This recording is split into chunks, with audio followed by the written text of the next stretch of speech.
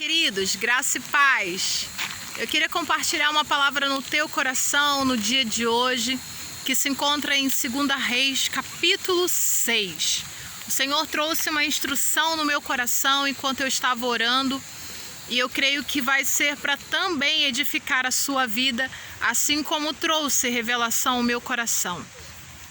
Queridos, no capítulo de 2 Reis, capítulo 2, 2 Reis, capítulo 6, fala a respeito de um episódio enquanto os profetas, existia uma escola de profetas que ela era regida pelo profeta Eliseu.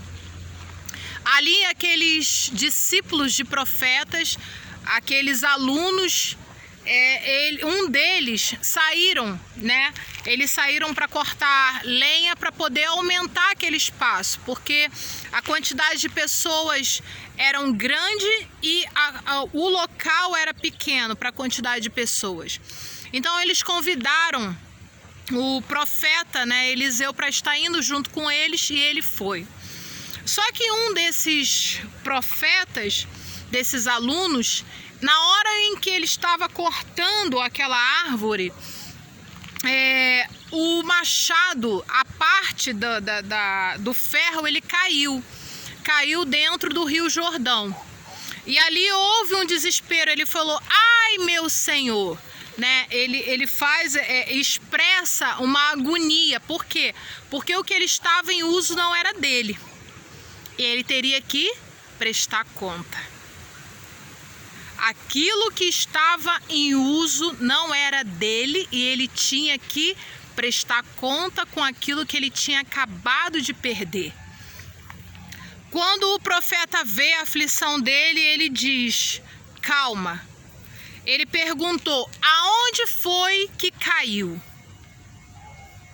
Aonde caiu o machado, o ferro do machado? Ele apontou a direção. Quando ele aponta a direção para o profeta corta um galho de uma árvore.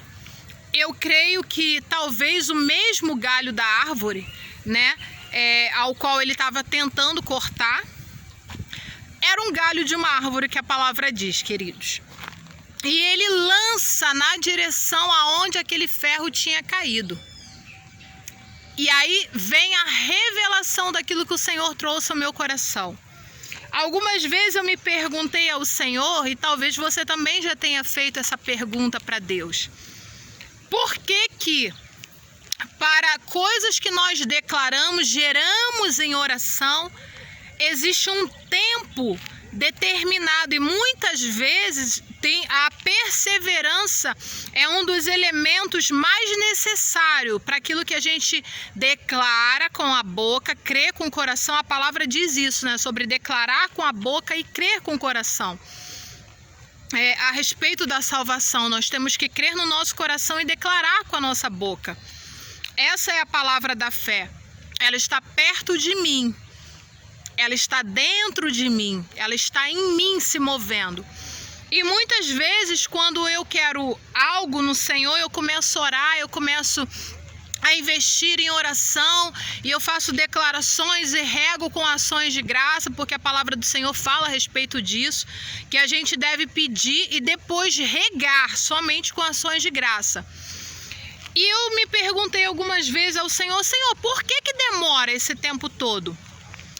E quando nós falamos negativo, quando nós falamos errado, nós desconstruímos, e é muito rápido aquilo que a gente está construindo. Aí foi aonde o Senhor trouxe a revelação no meu coração. O Senhor disse ao meu coração que aquilo que nós cremos, aquilo que nós lançamos em oração é uma semente. E por isso o processo.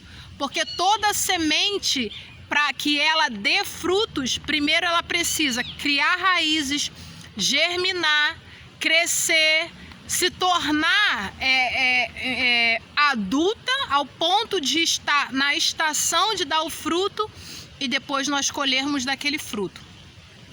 E ele falou comigo, e ao contrário, a palavra negativa, quando você fala negativo, quando você desconstrói a sua oração, é como um machado cortando na raiz aquilo que você estava construindo.